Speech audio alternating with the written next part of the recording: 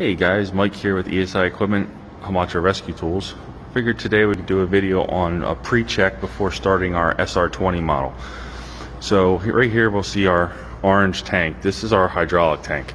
First thing we want to look for is our fluid level. Should be between these two bars. Give it a little kick, you can see it moving in there. So we want to make sure that's good. Our cap is on. Doesn't have to be totally tight, but just good and snug. Next thing we want to check for is our fuel shutoff. Our fuel shutoff is located right here on the carburetor, and right now it is in the off position.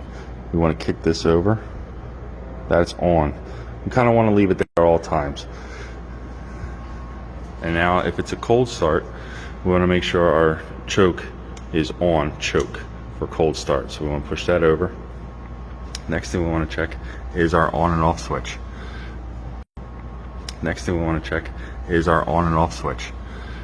Kind of hard to see, but that's off over here, on this way. And then our black tank here, this is our fuel tank. So just want to take that off, look inside, make sure we got some fluid. I'm gonna go ahead and put this on. This cap has you can click it once and then you're good to go. Alright, looks like we have everything in order. We're on, we have choke on. We can go ahead and grab our pull start. Once it starts up for a little bit, make sure it gets warm. We can go ahead and kick it over to operate mode.